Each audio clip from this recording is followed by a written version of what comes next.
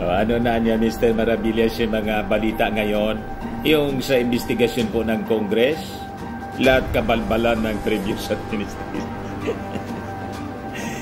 Lahat kabalbalan po ng previous administration ng nadidiscover ng ating mga congressmen. Medyo pahinga muna tayo. Dito muna tayo sa magagandang balita. Yan na niya, Mr. Maravillas, yung magandang balita natin. Baka lang yung bigas na laging nababanggit ng mga DDS. Mayroon ng magandang balita. Nagbabagang mga balita at pagtalakay sa mga isyu na lipungan. Bulsa, opinyon, banat at paglalantad sa katotohanan. Bulsa, what you see is what you get. You decide. Mayroon na po.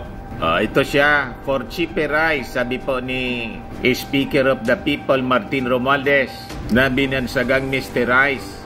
Maganda niya itong ginawa ni Pinsan. Binawasan yung imported rice tariff. Diba? For the meantime po na inaayos natin yung ating agrikultura, at least dito sa mga imported rice, bawasan natin yung tariff. Binawasan ng ating Pangulong Bongbong Marcos. Ito pa, sabi rito sa balita, government intends to bring rice price down to 28 pesos per kilo for the poor. Ay, kita niya, Mr. Maravillas, di ba ang aspiration ng ating Pangulong Bongbong Marcos 20 pesos? Medyo matagal-tagal pa yon. Kailangan maayos muna yung ating agrikultura. 2 years pa lang po yung ating Pangulo. Relax muna. Tama? So, unahin muna natin ito na tungkol sa tariff. Ibigay ko na muna sa inyo yung kwento at pag-usapan natin. Importante mga kababayan dito, hindi nakakalimutan ng ating Pangulong Bongbong Marcos yung ng ating gobyerno ang tungkol po sa bigas. Kasi alam ng ating Pangulong Bongbong, pangunang pangangailangan po ito ng ating mga mamamayan. So ito po yung magpinsan. So pinuri po ni House Speaker Martin Romualdez yung naging move ng ating Pangulong Bongbong.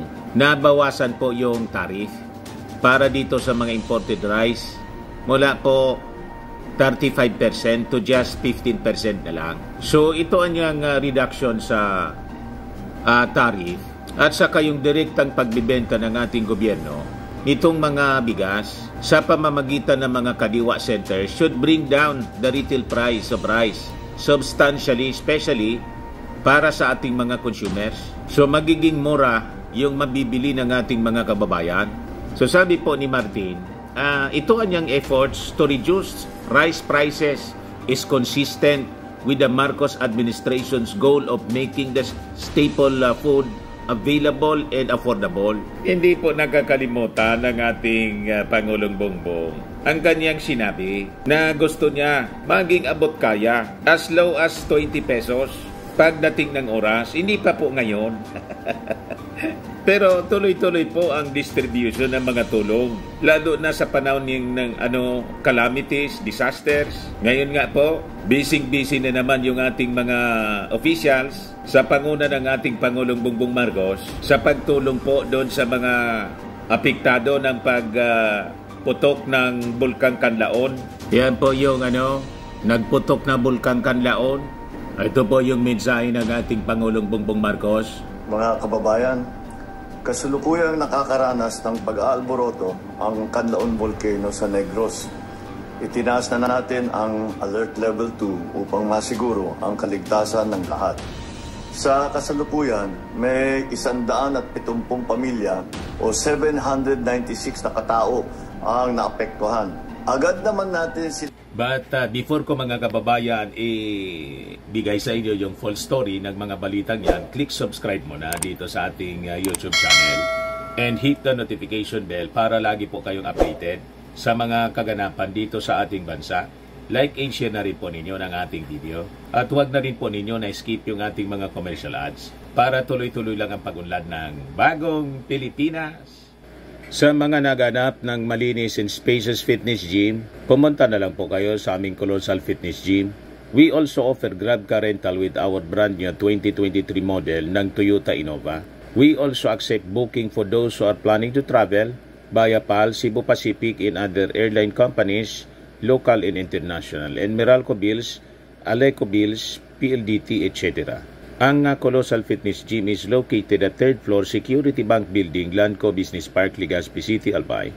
For inquiries, look for Gilon Maravillas. Contact number 0966-802-0949. Lagi na pong matao sa amin. Na-set up na rin yung aming mga bagong gym equipments. May treadmill na rin po kami. Ito naman po yung bago naming product na binibenta online. Eye Glow Serum, whitening po siya. Tingnan ninyo yung epekto sa aking anak na architect before and now. Yung mga inquiries po ninyo, dumiretso na lang kayo sa kanyang Facebook account, Riz Maravillas.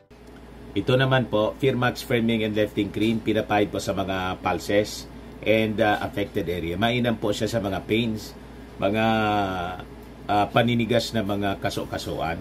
Pinapahid-pahid lang po siya sa mga pulses. Ito naman po, Automax Radiant Serum. Sa mukha naman yung application. Anti-aging po siya. You will look 10 years younger than your age. Sa mga cancer patients naman po, baka lang gusto ninyo itong itry. Ningxia Red Mix Fruit Drink. Hindi man po siya gamot, food supplement siya. Kaya lang, gawa siya mga kababayan sa goji berry. Yung goji berry may anti-cancer properties. Yung mga inquiries po ninyo, dumiretso na lang kayo sa aming messenger sa Facebook para masagot namin agad. Ayos pa? Ayos na ayos niya, Mr. Maravillas. Inilikas sa mga evacuation center.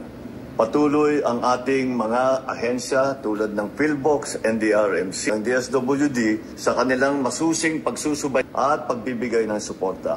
Namigay na tayo ng mga sleeping kits sa La Castellana at may 13,000 family food packs na ang nakson sa Negros Island at may karagdag 1,000 food packs at iba pang non-food items na paparating. Naka-standby din ang ating mga air asset para sa mas mabilis na pagresponde. Tinitiyak ko na ang ating pamahalaan ay handa at patuloy na nagbibigay ng suporta hanggang makabalik ng ligtas ang lahat sa kanilang mga tahanan. Ako rin ay nananawagan sa lahat, lalo na sa mga nakatira malapit sa lugar, na maging mapagmatsyag at iwasan ang 4-kilometer radius permanent danger zone. Mangyari sumunod sa mga payo at tagubilin mula sa mga lokal na otoridad. Maraming salamat at ingat po tayong lahat. Yan po yung mensahe ng ating Pangulong Bongbong Marcos as published ng Philippine Star. Pagkikita ninyo, hands-on ang ating Pangulo. Immediately nagpadala kaagad mga kababayan yung ating gobyerno ng tulong, ayuda para doon sa mga affected families. Siyempre kasama si Pinsang Martin Romualdez. O di ba mga kababayan? Tandem po ang dalawa sa paglilingkod sa ating mga mamamayang Pilipino. Sabi po dyan, Romualdez facilitates 40 million in aid to Canlaon eruption victims. Romualdez announced that he has coordinated with the Department of Social Welfare and Development at sa Department of Labor and Employment, DOLE, to allocate 20 million pesos each under the Ayuda para sa Kapos, ang Kita Program or AKAP, at saka sa tulong panganap buhay sa ating disadvantaged, displaced workers, TUPAD respectively. Ngayon lang nangyari ito mga kababayan. Both the executive and the legislative nagtutulungan po, aktibo sa pag-aayuda sa ating mga kababayan. Hindi lang sa panahon ng disaster. Alam naman po ninyo yung mga ginagawa all throughout the country na serbisyo fair. Pero lalo na po dito sa may panahon tayong tulad nito, pagputok ng Canlaon Volcano. So sabi diyan, the affected residents in the 1st District of Negros Oriental, represented by Representative Jocelyn Lim Cauchung, in the 4th District of Negros Occidental, represented by Congressman Juliet Ferrer, will each receive 10 million pesos for the AKAP and 10 million pesos din para sa TUPAD, intended to help residents whose livelihood and employment have been disrupted nitong pagputok ng bulkan. Moreover, Romualdez has allocated a total of 4 million worth of food packs with 2 million designated for each district 2 million pesos designated for each district from his disaster assistance fund. So galing din ito sa kanya, addressed to immediate needs nitong mga apektadong residente. So sabi po ni Martin, yung directive niya ng ating Pangulong Bongbong Marcos ay malinaw. We must act swiftly, dapat mabilis niya, and decisively to provide relief to those affected by this natural disaster niya. Hands-on po, matik na. Tama? Kaya kahit po tumatama sa atin, kasi yung mga ganitong calamity po, normal na sa atin. Ang dami tayong active volcanoes dito eh. Other than that, yung mga tumatama pang bagyo. Ngayon, pumasok na po tayo sa tag-ulan. So yun din yung ating mga pinagandaan siyempre. So dapat niya mabilis. Sabi sa utos ng ating Pangulong Bongbong, these funds will provide much needed support to affected residents in Negros Oriental and Negros Occidental, ensuring they have the resources to cope with the disruptions caused by the eruption of Canlaon Volcano, sabi po ni Martin. Pero po kahit ganon, may balance po siya sa trabaho. Yung kanyang legislative agenda po, yung trabaho sa Kongreso, hindi man niya po pinapabayaan. And in fact, mga kababayan, with the change ng leadership sa Senado, may close coordination na ngayon, both the Congress at yung Senado, mga kababayan. Ito ngayon ang balita, House, Senate start mending fences, sets up coordination. Ayan po si Martin Romualdez. So hopefully mga kababayan, with Chis Escudero bilang Senate President, magiging maayos na po ang coordination, pagtutulungan ng both sa Congress. Hindi yung tulad ng nangyari po nung nakaraang mga buwan, nagbabangayan yung mga senador at mga congressmen. Di ba? Dahil sa issue po ng Chacha, ngayon mag-uusap na po sila. Kasi yung intention man lang po ng Congress, wala man po sa politika. It is all about economic amendments po. Ginawan lang ng mga kwento ng mga anti-Chacha. Pinulitika po. Pinulitika si Martin Romualdez. Nagsisilo siguro yung iba. Pero hindi po apektado yung performance ng Kongreso. Mamaya ibigay ko sa inyo yung speech ng Speaker of the House, mga kababayan. Insofar as yung achievement ng Congress sa pagpasa, mga kababayan, ng mga napaka-importanteng legislation. So sabi dito, the House of Representatives in the Senate have started coordinating on their legislative priorities. Dapat ganun po ahead of the third and last regular session nitong 19th Congress, sabi po ni Martin kahapon. Romualdez told reporters he initially discussed the two chambers' common legislative agenda kay Senate President Francis Escudero noong Monday sa Palasyo Malacanang. Nagkausap po sila noong signing ng batas increasing the public school teacher supply allowance. Nandun yung dalawa, si Chis Escudero, kasi signing nga po, yung allowance ng teacher from 5,000, 10,000 na po. Ang wala doon, si Inday. Defense Secretary, absent po. Saan kapulutin yan, mga kababayan? Yung pinipirmahan, batas na nagbibigay ng dubladong allowance para sa mga teachers. Wala si Inday po. So sabi po ni Speaker Martin, sila ni Chis have talked about passing priority measures in that charter change remains off the table, at least for the time being. Pero siyempre, sabi po ni Martin, isa pa rin naman na nakapending yung resolution of both houses, number 6 sa Senate, sa kayong RBH 7. So, we'll get to that, sabi ng Speaker. So, sabi niya, the Senate President and I agreed that even before the LEDAC, that in the third week of this month, mag-uusapan niya kami. Definitely, the coordination between the SP and myself, of course, we have each other's numbers.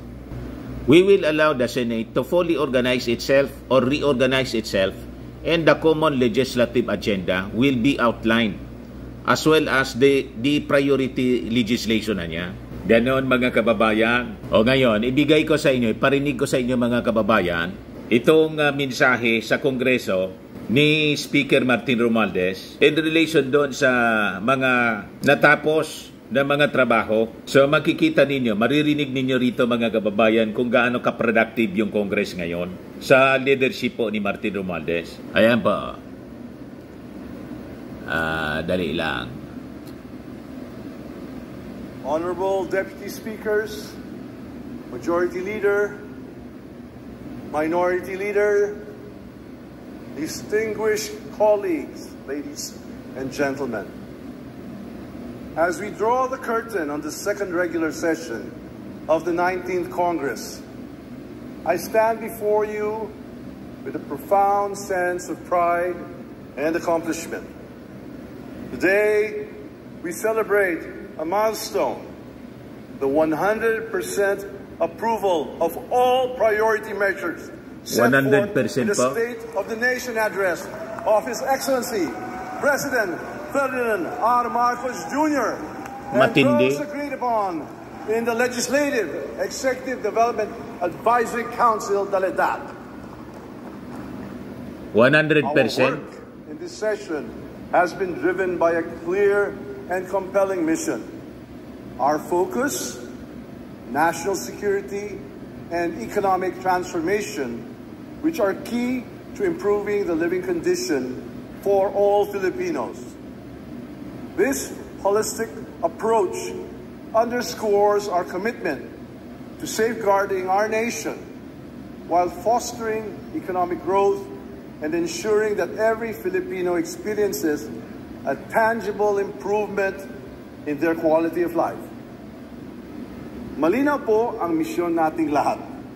Kapayapaan sa buong bansa, seguridad sa mga komunidad, masiglang ekonomiya, maunlad na kabuhayan para sa lahat. I am pleased to say that as always, we were faithful in fulfilling our solemn obligation.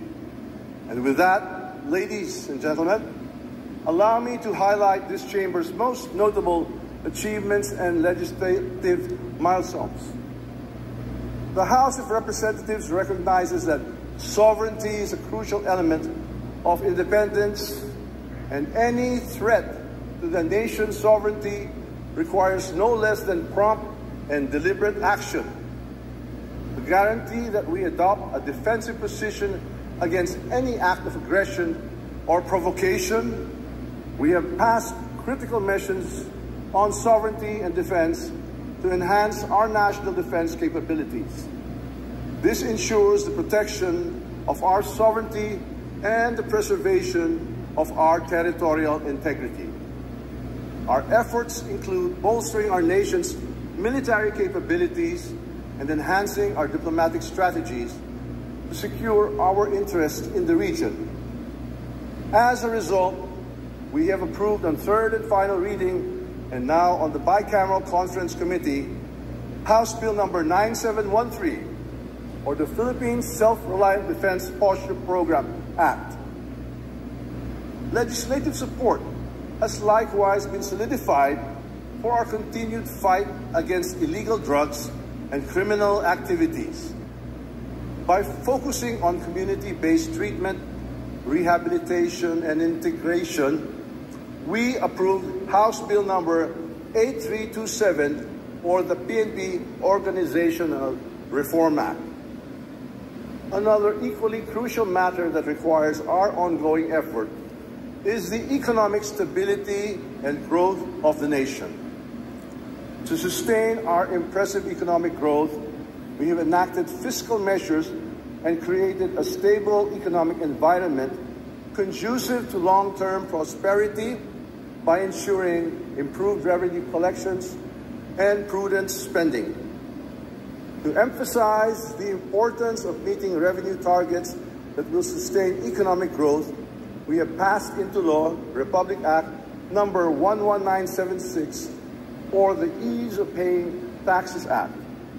With this enactment, processes have been digitized, taxpayer registration has been streamlined and tax base has been expanded, leading to a 17% rise in revenue collections this year.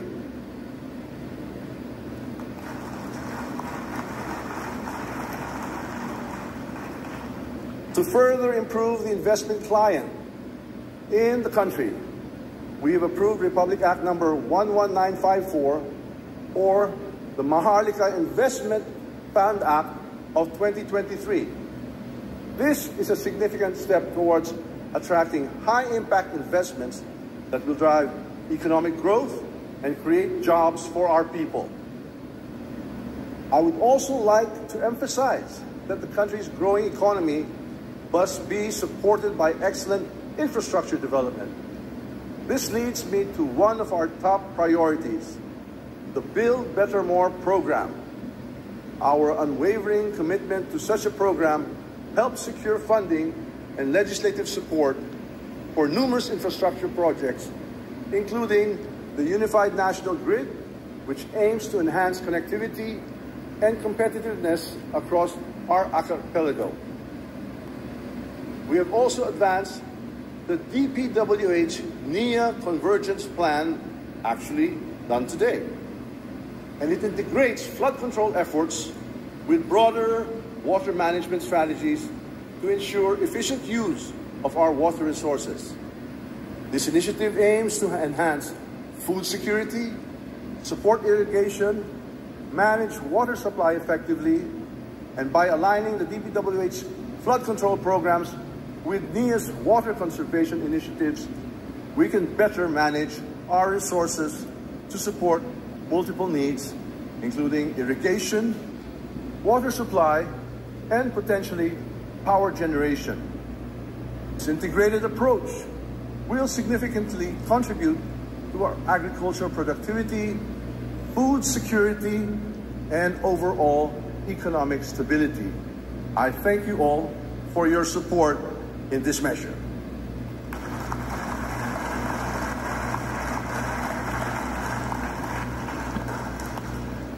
On housing, legislative actions have been taken to ensure the provision of over 1 million affordable housing units, giving every Filipino the opportunity to own a home and improve their living conditions. The overwhelming passage of House Bill number 10172, the National Housing Authority Act, further demonstrates this chamber's strong desire to serve the underprivileged, homeless, and low-income households. We also approved House Bill number 9506, or the Rental Housing Subsidy Program Act, which seeks to establish a rental housing subsidy program for informal settler families to further alleviate their plight. These measures are crucial in providing immediate relief and long-term housing stability to those in need. Hindi tayo titigil sa trabaho hanggat hindi natutupad ang pangarap ni Pangulong Marcos, ang mabigyan ng bahay ang bawat pamilyang Pilipino. Ayos. Talapakan. We have also enacted laws aimed at enhancing the healthcare system and welfare of our citizens.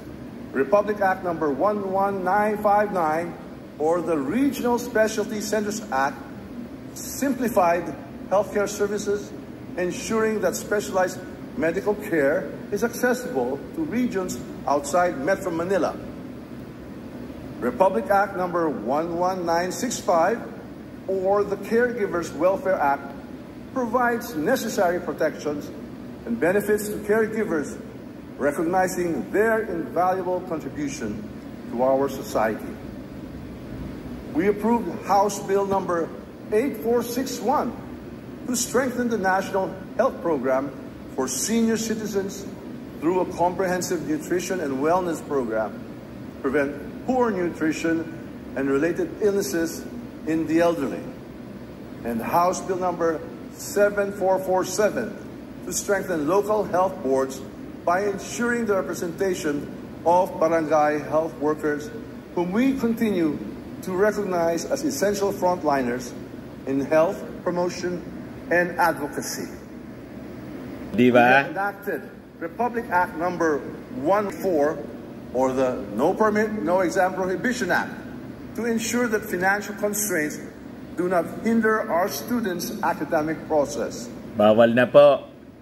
We have passed House Bill number 8210, or the Academic Recovery and Accessible Learning Act, or the Adult Program Act, to address and resolve the gap between current and expected learning competencies.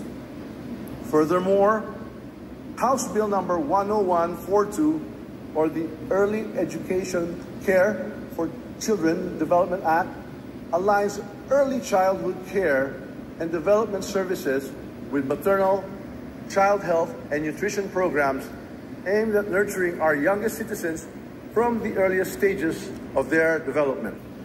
Para po Hindi lang sa natin departamento ni tinitiyak Inday. at abot kayang edukasyon para sa lahat.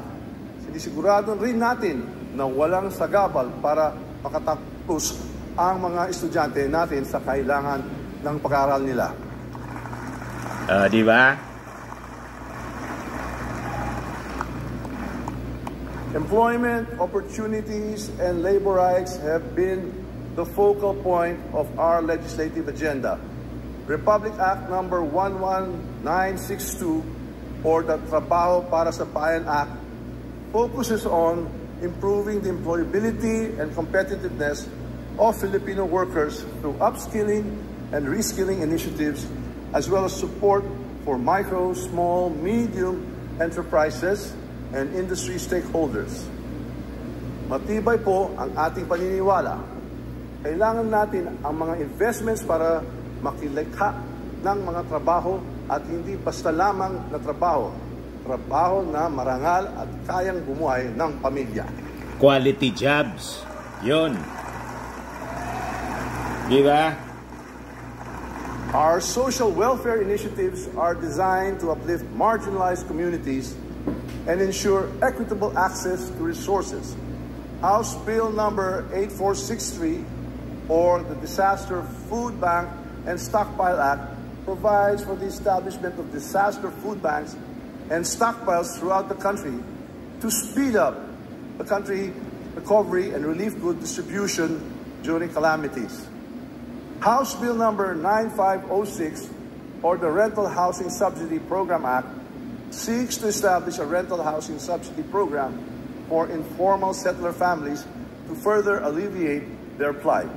May subsidy na po sa rental para doon sa mga mahihirap. Long-term housing stability to those in need. House Bill number Kita ninyo? 9978, or the Moratorium on Payment of Student Loan Act, grants the postponement of the collection of student loans for a reasonable duration during the following and the occurrence of disasters and other emergencies. We have approved House Bill number 8456, or the Philippine Downstream Natural Gas Industry Development Act. This legislative action to increase the share of renewable energy in our power mix and promote sustainability reflects our commitment to address climate change and ensure a resilient future for our nation. House Bill number 9663, or the National Water Resources Act, provides for the establishment of the Department of Water Resource Management and enhances disaster preparedness measures, which are critical steps towards safeguarding our environment and ensuring sustainable development. May Department of Water na po. Measures that we had approved are not merely words on paper. They embody our commitment to the welfare of every Filipino and reflect our dedication to the creating a more just, prosperous, and dynamic society. As Franklin D. said, the only limit to our realization of will be our doubts of today. As we conclude the second regular session of the 19th Congress, I must congratulate all of you for the achievements that I am sure will contribute to charting a prosperous path for our beloved nation. We have steadfastly focused on our legislative works and ensured that our efforts align with the needs and the aspirations of the Filipino people. Let us carry with us the understanding that our work is not just a responsibility, but a noble privilege, chance to uplift our fellow Filipinos, leave a lasting imprint on our society, and pave the way for a more prosperous tomorrow. I am deeply grateful to every member of the House, our tireless Secretariat headed by our reliable Secretary General, and Sergeant-at-Arms, and our devoted congressional staff. Your dedicated efforts have always been one of the keys to our success. Special thanks go to our esteemed Senior Deputy Speaker and our Deputy Speakers, our resolute Majority Leader, accompanied by his ever-reliable Senior Deputy and Assistant Majority Leaders, our hard-working counterparts in the minority, led by the equally diligent Minority Leader and our dedicated committee chairpersons. We also recognize the invaluable contributions of the contractual employees, janitorial services, and security personnel, most especially the media, our partner in disseminating legislative information to the people. Ayo, Sincerely appreciate kasama pala your tayo commendable work.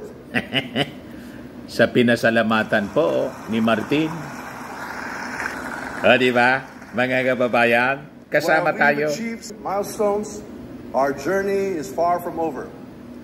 Let us march forward with a renewed sense of purpose, fortified by courage and unwavering determination, poised to confront the trials that lie ahead. Thank you, and I urge that we all continue to serve our beloved nation with dignity and integrity. Together, united in our resolve, let us build a better future for all. Damo nga salamat, hayungan at tanan, mabuhay ang Pilipinas, mabuhay po kayong lahat.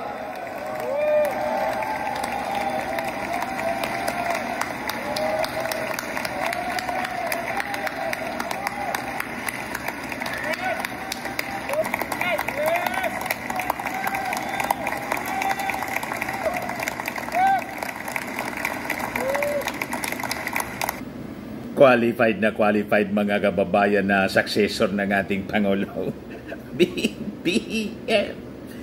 BBM. Napakasipag po. Kita ninyo, 100% na naipasa nila yung mga legislative agenda po ng ating Pangulo para mabilis na maipatupad yung mga programa para sa bagong Pilipinas. Yan ang leader po. Magaling na leader ng Congress, mga kababayan. Siya lang ang ganyan kagaling at kaaktibo na leader ng Kongreso po. Ayan man lang po, mga kababayan. Ako po si Dante Maravillas. Bye-bye po. God bless.